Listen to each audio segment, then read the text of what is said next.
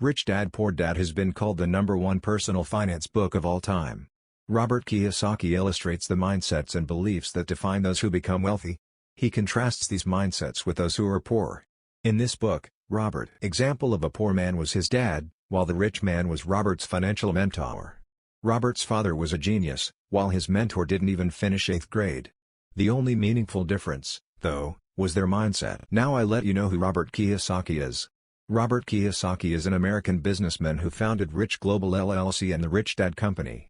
The latter focuses on private financial education through the mediums of books, videos, and speeches. He is also the author of over 26 books, including the bestseller Rich Dad Poor Dad, which sold over 41 million copies worldwide. Rich Dad Poor Dad book was first published in 1997 and quickly became a must-read for people interested in investing, money, and the global economy. The book has been translated into dozens of languages, sold around the world, and has become the first personal finance book of all time. The overarching theme of Rich Dad Poor Dad is how to use money as a tool for wealth development, and has become the first personal finance book of all time. The overarching theme of Rich Dad Poor Dad is how to use money as a tool for wealth development. It destroys the myth that the rich are born rich, explains why your personal residence may not really be an asset, describes the real difference between an asset and a liability, and much more. Now I give you the key takeaways and lessons learned in this summary. The first is 6 lessons Robert Kiyosaki learned from his rich dad about making money and the mistakes that poor dad made. The second is 5 obstacles to overcome before you can become rich and stay rich.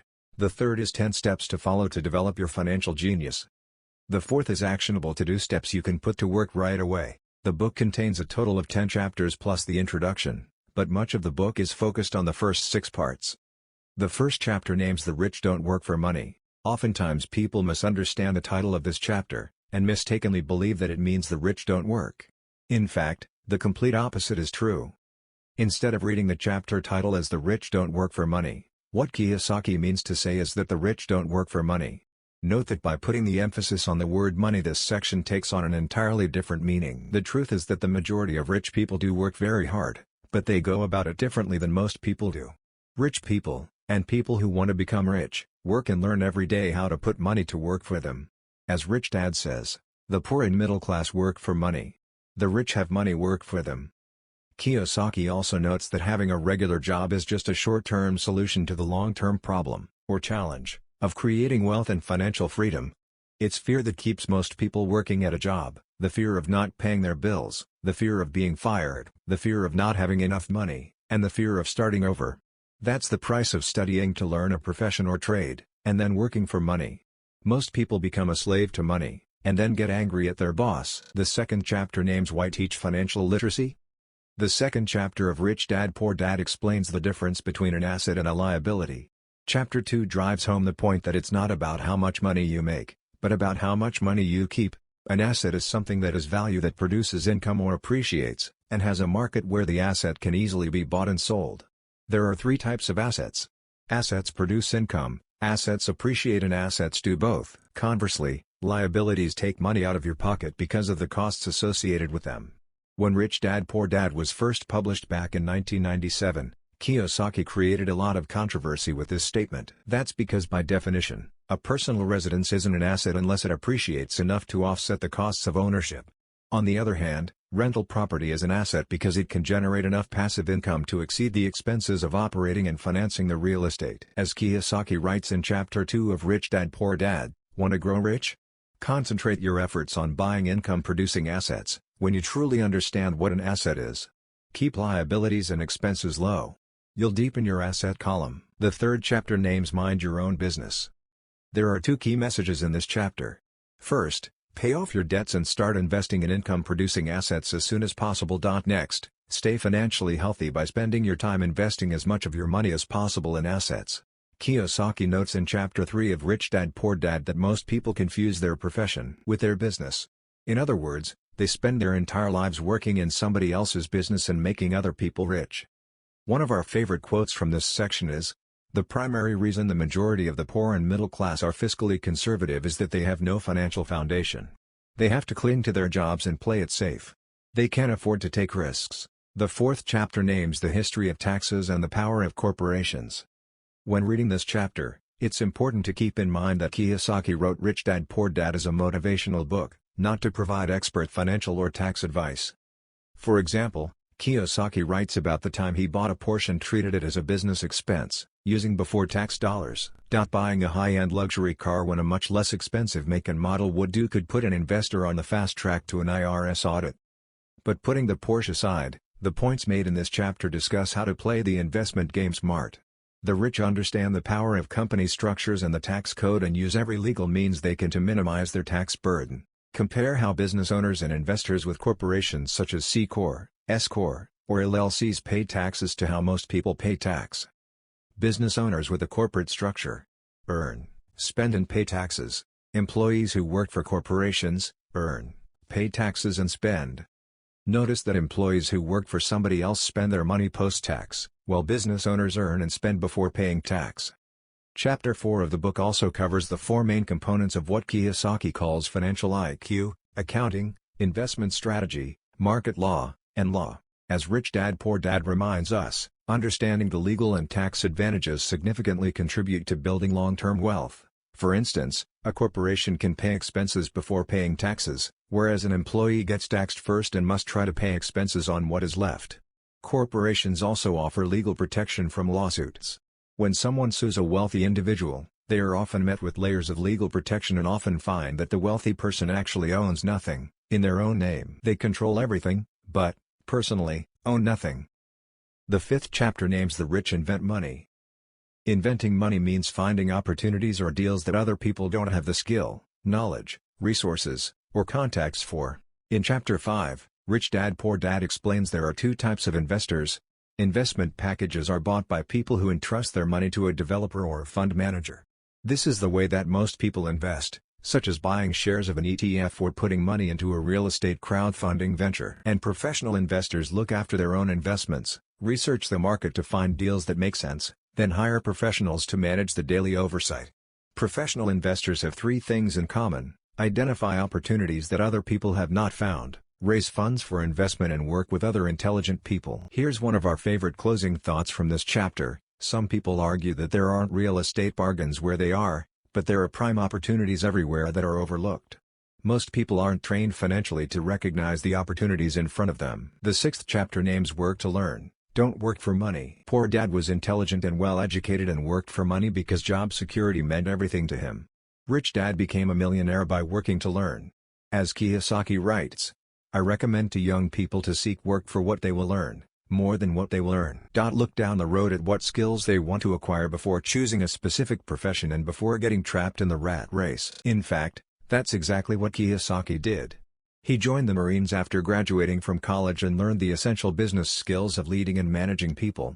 After serving his country, Kiyosaki joined Xerox, overcame his fear of rejection to become one of the top 5 salespeople in the company, then left the corporate world to form his own business. Chapter 6 of Rich Dad Poor Dad then discusses the synergy of management skills needed for business success in 3 main lines: cash flow management, systems management and people management. Now we will talk about the obstacles to overcome. Chapter 7 of Rich Dad Poor Dad begins by noting that the primary difference between a rich person and a poor person is how they manage fear. Robert Kiyosaki isn't talking about the type of fear that some people have when going to the dentist or watching The Exorcist. In the book, fear is about the fear of losing money and how to handle that fear. It's one of the 5 biggest obstacles people face on the path to becoming financially independent.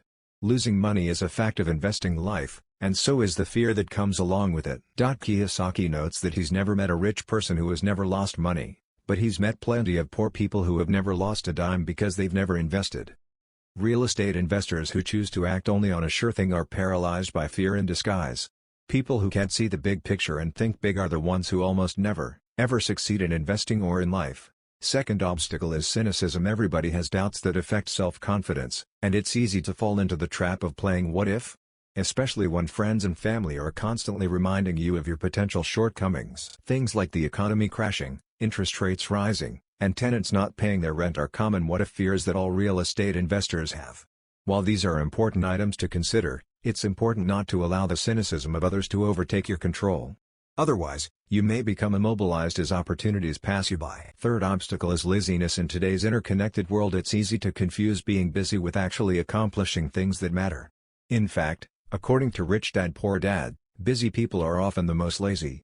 Busy people arrive at the office early and leave late. They bring work home to finish at night and on the weekends. Before they know it, the people and things that matter most to them have disappeared. Instead of giving in to the call of the rat race and mistaking action for accomplishment, successful real estate investors are proactive and take care of themselves and their wealth first. Fourth obstacle is bad habits. Habits control behavior. For example, most people pay their bills first before they pay themselves. The result is that there's usually very little left over at the end of the month for investing. Paying yourself first, even if you don't have enough money to pay other people, makes you financially stronger, mentally and fiscally. In a way, it's a form of reverse psychology. When you develop the habit of paying yourself first, you become motivated by the fear of not being able to pay creditors. In turn, you begin looking for other forms of income like investment real estate. Fifth obstacle is arrogance. Investors know what makes them money. But it's the things they don't know, and don't know they don't know, that makes them lose money. When people become truly arrogant, they honestly believe that what they don't know doesn't matter. Train yourself to listen to what other people have to say, especially when it comes to money and investing. If you discover you're ignorant about a subject, educate yourself or find an expert in the field. Overcoming these 5 biggest obstacles on the path to real estate success requires a blend of balance and focus. There are plenty of chicken littles in the world today, people with a victimhood mentality who live their lives in cynicism and pessimism. Rich Dad Poor Dad suggests filtering negative people and their fears out of your life. Instead, concentrate on the big picture and always ask, what's in it for me?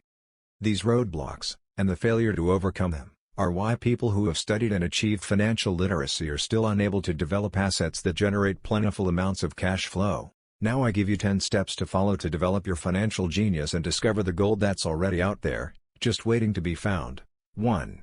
Have a deep emotional reason or purpose for doing what you do, a combination of wants and don't wants. 2. Understand the power of choice and choose daily what to do, including choosing the right habits and educating yourself. 3. Choose your friends carefully by leveraging the power of association, being careful not to listen to poor or frightened people. 4. Master the power of learning quickly and develop a formula for making money. 5. Pay yourself first by mastering the power of self-discipline to manage your cash flow, people, and personal time. 6. Select great people for your team and compensate them generously for their advice, because the more money they make, the more money you will make. 7. Ask, how fast do I get my money back?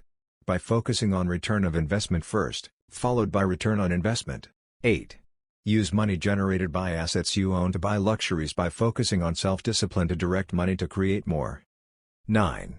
Have a role model to follow and tap into the power of their genius to put to your use. 10. Realize that if you want something, you need to give something first. Now we are going to talk about the steps to do that you can implement immediately. In the final section of Rich Dad Poor Dad, Chapter 9, Kiyosaki pulls the key lessons of the book together into a checklist of actions you can start taking today. 1. Stop doing what you're doing by taking a break and assessing what is and isn't working. 2. Look for new ideas by finding resources on different and unique subjects. 3. Find a mentor who's been where you're going, take them to lunch and pick their brain. 4. Always be learning by taking classes, attending seminars, and reading. 5. Make lots of offers, always with escape clauses, because eventually someone will say yes. 6. Spend 10 minutes each month for the next 12 months walking, running, or driving a certain area and looking for changes that create bargains. 7. Shop for real estate deals when the market corrects, because profits are made when buying, not when selling. 8. Learn how, when, and where to buy by investing in your education. 9. Think bigger to get richer, because small thinkers don't get the big breaks. 10. Most people only look for what they can afford, so buy a bigger pie and cut it into pieces by finding a buyer first, then a seller. 11. Negotiate volume discounts by thinking big, pooling people together, and buying in bulk. 12. Read and learn from history, because history always repeats itself. 13. Action always beats inaction. The conclusion is, if you had to choose one key takeaway from Rich Dad Poor Dad, it might very well be that rich people are not always born rich. The reality in the US today is that you don't have to go to work for somebody else and join the rat race to make money. Even though Kiyosaki first published Rich Dad Poor Dad nearly 25 years ago, the lessons he wrote about back then can still be put into practice today. Begin with your financial education, then create your own personal objectives to begin your path to long-term wealth and financial freedom. I advise you to read the book because the goal of Rich Dad Poor Dad is to motivate you to develop your own unique path to financial freedom. While the book doesn't take a one-size-fits-all approach with ready-made answers, it does provide an excellent framework for creating your own objectives to build wealth by investing in real estate. His strengths: 1. Provides a contrarian view that is different from the common knowledge found in most personal finance education. 2. Focuses on turning income you earn into assets that produce even more income. 3. Encourages controlling spending and expenses. 4. Explains why investors should focus on real estate versus other asset types. 5. Emphasizes the power of thought and continual learning. 6. Talks about taking action instead of just thinking about it. His weaknesses: 1. Success examples in the book are unique to Kiyosaki's specific situation and may be hard to replicate. 2. Some parts of the book also lack detail, which may make the concepts discussed more difficult to apply. 3. Frequently demeans people who are more comfortable following the herd rather than thinking for themselves.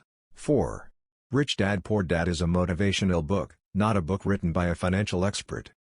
Thank you for your attention. I hope this little summary will be beneficial for you. And if you want to buy the book, I'll leave you in the description the link, and don't forget to leave me a like and a comment to encourage me.